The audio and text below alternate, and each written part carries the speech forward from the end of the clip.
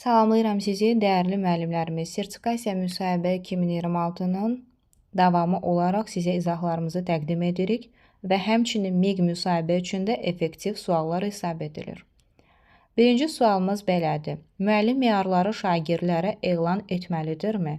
Meyar hansı əhəmiyyətə malikdir? Müəllim meyarları şagirdlərə elan etməlidirmi sualında cavab olaraq deyəcəyik ki, bəli. Dərsin əvvəlində təlim nəticəsini şagirdlərə elan etdiyi zaman müəllim meyarları da şagirdlərə elan etməlidir. Şagirdlər bilməlidir ki, hansı bilik bacarıqlara sahib olduqları zaman hansı meyarlar əsasında qiymətləndiriləcəklər.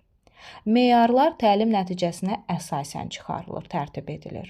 Meyarlar hansı bilik bacarıq formalaşdırılıbsa, həmin bilik bacarıq üzrə də meyarlar təşkil edilir. Yəni, meyar odur ki, şagirdin bilik və bacarığının nə dərəcədə qiymətləndirməsini göstərən bir məqam. Vasitə, bax belə deyə bilərik.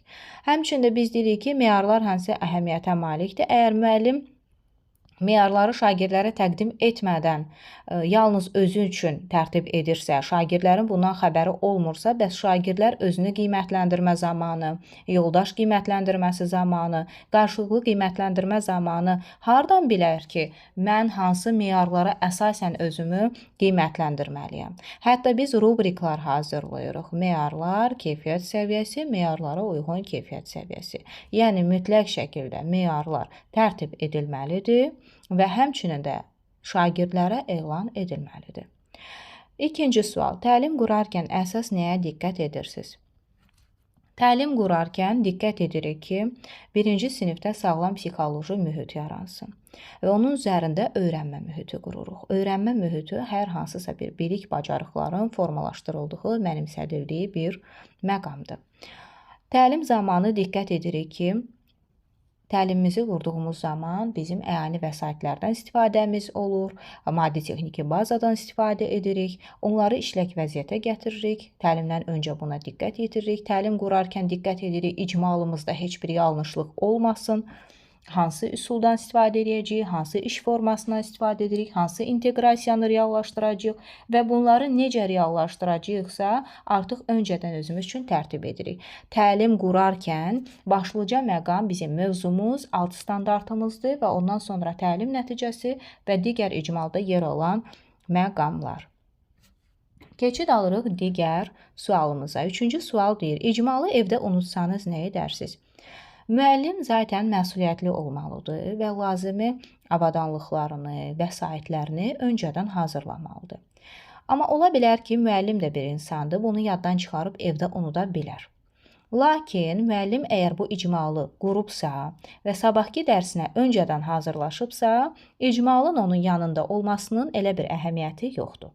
Yəni, unudubsa, onu dərhal zaten reallaşdıracaq və icmalı necə tərtib edibsə, o şəkildə də təlimini quracaq.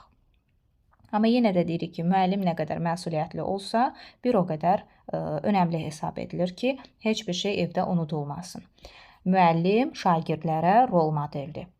Əgər biz icmalımızı unuduruqsa, şagird də sabah dərsliyi yaddan çıxarıb evdə qoyacaq. Ona görə də biz buna riayət etməliyik ki, şagirdlər də bizə baxıb, düzgün şəkildə riayət etsinlər.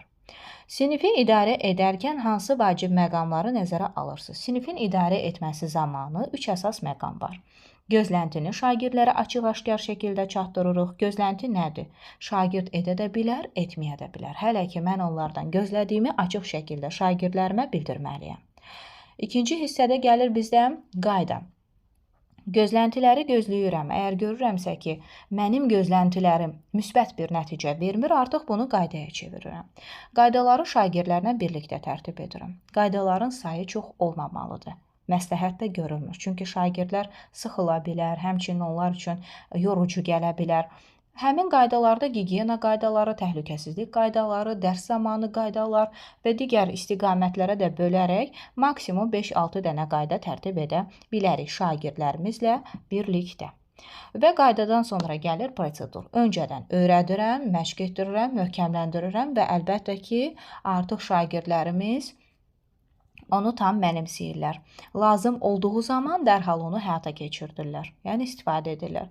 Məsələn, Suallara cavab vermək üçün işarət barmağınızı qaldırın. Daha sonra sinifə daxil olarkən necə daxil olun, sinifi tərk edərkən necə tərk edin. Dərs zamanı əgər gecikmisinizsə, qapının ağzında gözləməyin, əyləşin, qaldığınız yerdən bizimlə davam edin. Sonra sizdən gecikməniz barədə məlumat alacağam. Biz nə edirik? İş vərəqlərini hər kəs götürüb ayrıca yanıma gəlməsin. Ötürün ön partaya, oradan yığacağam. Bunlar hamısı hər bir işin xaos yaratmamağı üçün, səs-küy yaratmamağı üçün, qarışıqlıq yaratmaması üçün biz nə edirik? Bir-birimizi fəal dinləmək üçün, diqqətli olmaq üçün prosedurlardan istifadə edirik. Müzakirə proseduru var, dinləmə proseduru var, sinifdə hərəkət edərkən var və müxtəlif istiqamətlərdə.